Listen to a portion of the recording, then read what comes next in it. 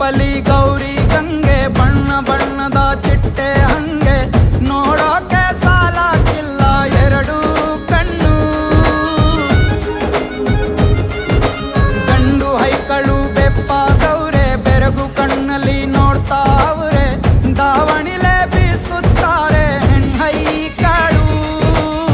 ರೊಟ್ಟಿ ಊಟ ಉಣ್ಣಂಗಿಲ್ಲ, ಹಬ್ಬದೂಟ ತಳ್ಳಂಗಿಲ್ಲ, ನೆಂಟ ಜಗಳ ಆಡಂಗಿಲ್ಲ ನಮ್ಮ ಊರಲ್ಲಿ.